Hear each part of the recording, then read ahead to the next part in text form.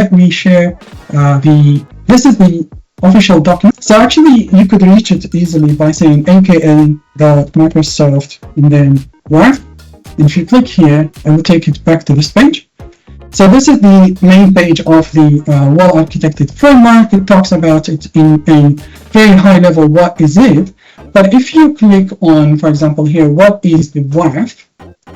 This is where it takes you to the documentation. So this is the Well-Architected Framework, and in here you could see what we were talking about. I'll talk about those in a second, step by step. Yeah, so the first thing that we need to focus on here, if you click on the what's new, it will take you to this page where it actually goes in details. It goes in detail into what is changed, and then how is it now. For example, in here it says it is developer-centric content.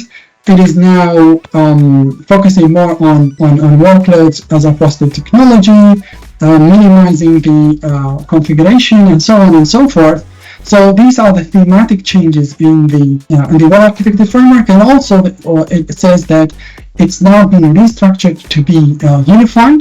So if you click on pillars, and if you will have our 5 pillars here: reliability, security, cost, operational excellence, and performance efficiency. Each one of those pillars, you would find design principle, checklist, trade-off, and then recommendation. Again, here, design principle, checkoff. As soon you could easily jump between those pillars to find, okay, so what are the design principles for reliability or for security? What is the checklist? What are trade-offs? And what are the recommendations? And if you click, for example, on the design principles for reliability, it will take you through what Microsoft deemed as best practice when you build your environment. So, for example, build for your business requirement, that's first thing. Design for resilience, and then it takes you through what does that mean. What is the approach, and what is the benefit out of this? It helps both the decision makers to actually understand what is it that we're trying to do here, and also helps the architect to justify their solution when building that and communicating that back to the business. That's important because you need buy-in from the business. Absolutely. And again, design for recovery, design for operation. In here, and of course, the most important one is that keep it simple. In here, it just talks about the design principle. It does not take you through like what is the design like, or how to achieve that. This is where what the other section takes you through. Yeah. So for the checklist in here, this is where you actually take your understanding and turn it into more actions. So for example, in here in the checklist for reliability, it says design your workload to align with your business objective and avoid unnecessary complexity and overhead. Tied in really close to it is the recommendation. So the first recommendation here is simplicity and efficiency, and you could actually even reach it by clicking on this link. So when you click here, you see we are still within reliability. We are still within reliability. We go to recommendation, and this is our trade-off. These are our checklists, right? So from checklist, when we are saying design your workload to align with your business, you click on how do I do that, right? And just not having like words and recommendation, you actually turn that into a recommendation. So in here it says like, okay, this is how you do. First of all, define like which of your workload are the critical workload. How do you need to understand your user data flow, your system flows? What are the functional and non-functional requirements of your workload? And also, when it makes sense, sometimes it takes you to even more recommendation within those. So for example, it says like recommendation for performing failure mode analysis. So it is all connected now. It's much more coherent and easy to navigate. And again, of course, in the end, it says like additional design recommendation, like always use paths wherever it's possible.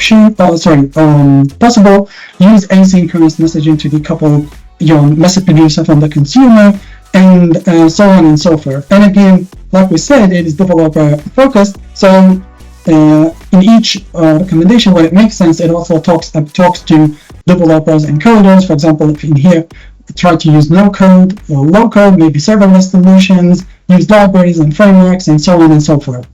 And you could see that in all over the pillars. So in security, again, if we go to design principle, you'll find again like plan your security readiness, your confidentiality, so on and so forth. This is the design principle. This is where you try to understand, okay, sweet, what does it mean to actually build in a secure manner?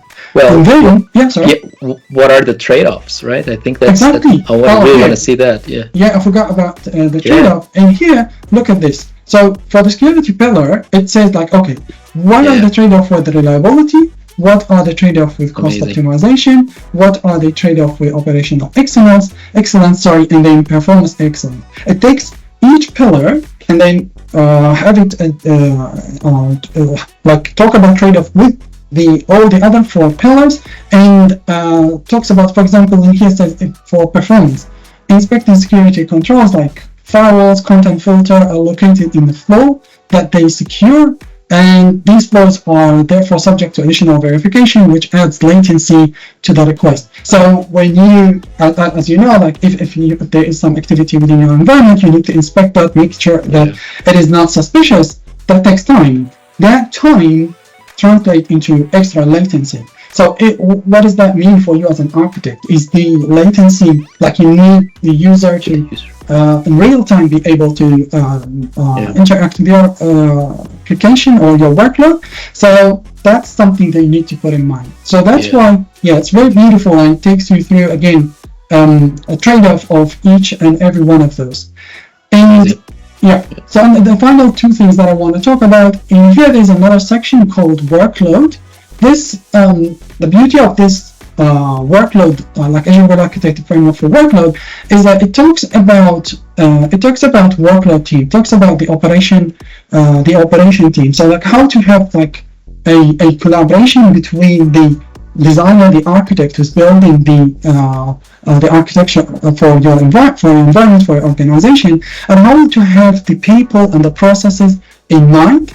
So in here it takes like a section of saying like shared responsibility, how do you what are the constraints, how do you communicate between team, and all of that. So that is also another concern here. So it's not just focusing about technology or workloads and absolutely the extra step in telling us how to communicate internally. Awesome. Exactly. And then finally, again, these are more service oriented. So for example, the Azure Firewall or the Azure Front Door, this is the well-architected review for the firewall.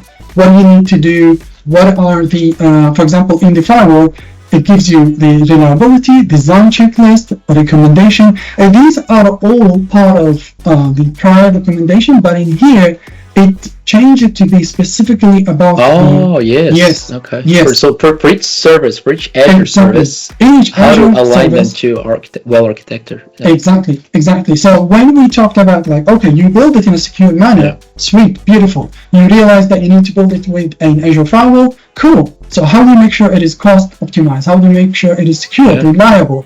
What are the operational excellence? And again, it goes with checklist, recommendation. So it's much more easy to understand. Like in your mind, the mental image of how do you navigate this is so easy because the pattern is unified all over them, and it does not leave you with just a recommendation. It takes you through with the technology, how to do that step by step, for you to deep dive into a specific technology to implement your solution. And again, finally, these are the 3 most important thing to have in mind across all your design, making sure the health of the system. So like always have application logs, and make sure that you have monitoring, identify which are the critical system for your application, and making sure that is always in a healthy mode, and so on and so forth. So this is something that you build across all the pillars. And the other thing, which is the implementation. This is really beautiful. It says here, like, okay, so you are solving, you want to build your environment using the Azure Well-Architected Framework. So what do you do now? How do you actually do that? So it takes you through, like, first of all, you go through the assist. There are so many Microsoft Well-Architected Framework assessment, and then how to integrate that, triage, implement it, monitor it. It takes you through a life cycle of implementing this well-architected framework, and making sure that everybody is make sure you communicate the plan, or everyone is in, everyone knows what we are trying to do, what is the ultimate goal, and that's the life cycle for it. And again, also this is more focused on about the business process, which is also really beautiful. So for example, in a business process, what do? Like case number one, or a flow number one, you say, okay, let's address the security of our environment, and more specifically, we are working this time on the Azure Firewall, Azure Application Gateway. So that's a use case. The next use case is your monitoring. The next use case is your cost. So each stage you define what is it that you're trying to do.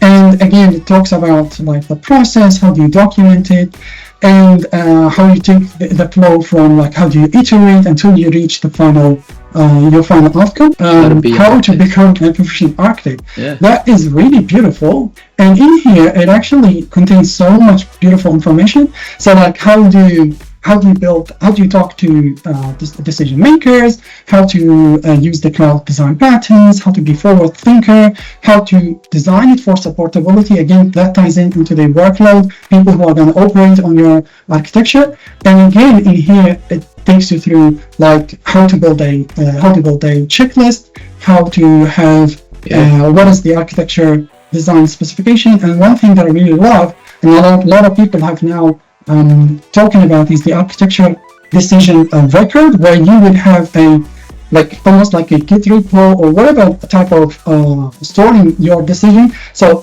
it will take you through the journey of building your architect. You say, okay, so at the start we decided to do this, and next phase we changed the decision, and so on and so forth. When you go back to your decision record, architectural decision record, you understand how did it end up being this way, what was it, need to change it, what are the learning, and so on and so forth. Yeah. So it is an awesome resource for anybody actually trying to understand what is it like to become a cloud architect, how to build a well-architected framework for the best practices that Microsoft recommend. And again, it is more on the design, as we have seen, more on the how to think about the architecture, and for the implementation, it does also forward you into specific documentation. And yes, it says like, okay, if you want to talk about firewall specifically about this technology, there is some more specified document specialized talking about that specific technology implementation. So yeah, that's what is new in the new Azure Well-Architected Framework.